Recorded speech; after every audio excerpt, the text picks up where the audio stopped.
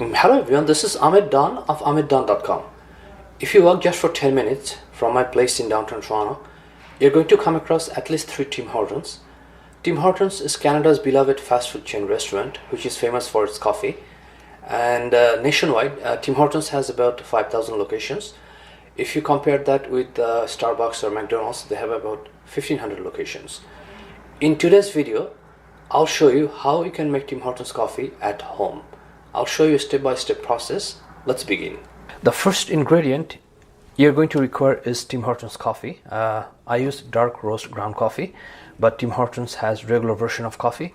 If you're in North America, you're going to find a Tim Hortons coffee on Amazon, but if you're in other countries, you may or may not find it, but you can check whether it is available.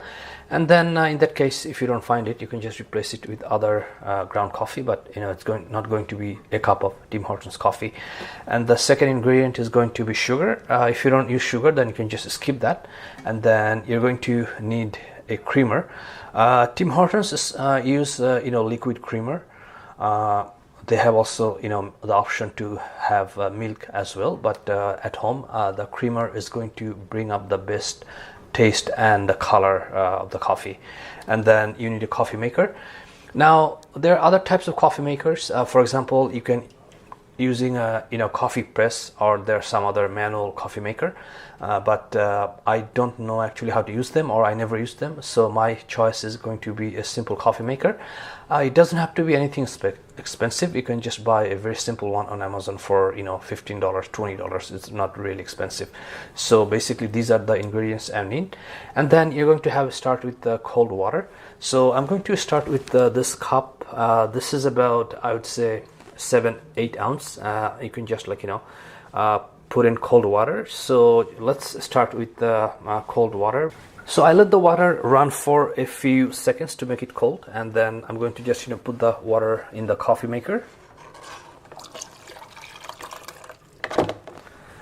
and then I'm going to take coffee and put it in the filter. So what I noticed that to get the best taste, just like Tim Hortons, you need to have about 1.75 tablespoon of coffee. So it's kind of like 1 full tablespoon, and then 75% of full, and that comes very close to the coffee you'd get at Tim Hortons if you are having dark roast. So I'm going to show you what I mean. So by 1 full, I mean it's going to be something like this. You can see that this is almost full, and right here. So I'm going to just put it in here, and the second spoon is not going to be 100% full, but I would say about 75% full. So you can see that it's not 100% full. If you put in more coffee here, it's going to get darker.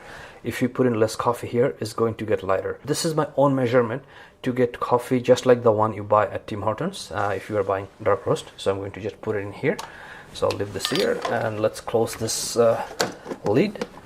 So now I have everything ready, and then I'm going to start brewing the coffee.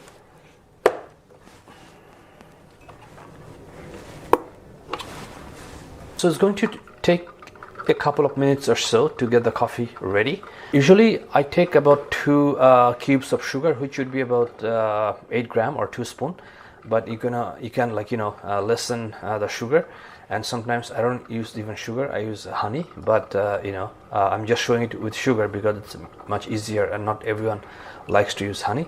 Creamer would bring up the most taste and color. You can use liquid creamer or 10% creamer, that would work too, but definitely if you use a powder creamer or 10% cream from the grocery stores, then that would work too. But if you're using milk, it's going to give you slightly different taste. It's not going to be it's not going to bring up the full flavor and taste. That's what my observation.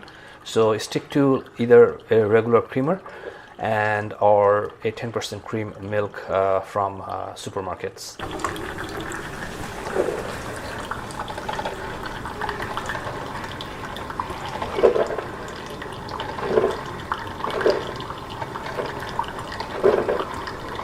I kind of like the sound of coffee brewing. It's something I'm waiting for. and then when it starts making like kind of and when the noise gets louder, it means that it's almost finished, and then you can actually get the aroma or smell of the coffee when it's brewing. So that's like a few minutes to wait, but I just love waiting for coffee when it's brewing. So this looks like done. We have our coffee ready here. I'm going to just put it in here to show you closer. So here we have the cup of coffee. So let's take creamer, and I would start with 1 tablespoon first, and then see how it goes. You can see by looking at the color. So let's put in first.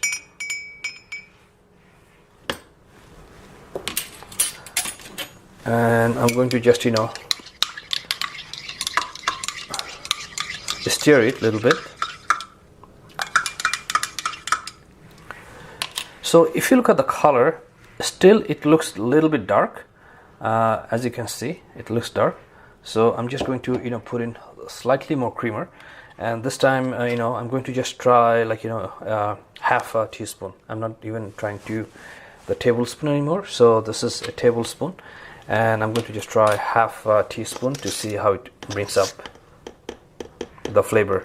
So let's try this.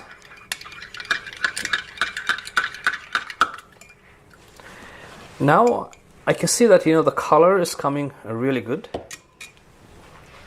So I'm going to just put in a couple of sugar.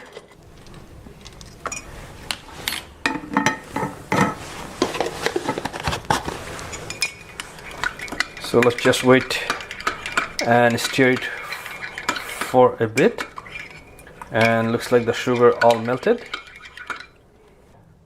So here we have our Tim Hortons cup of coffee. Although it looks a little bit dark because of lack of light inside the cup, but it's not really dark looking. It has a very nice golden crispy look. And let me just try it.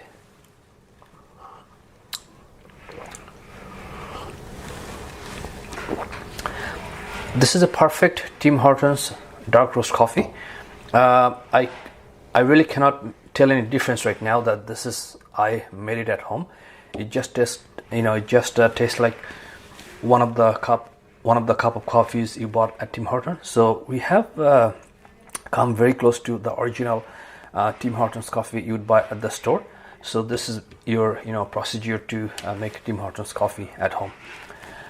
Thank you for watching this video. If you like this video, most likely I'm going to do some other home cooking or home making stuff type of video in the future.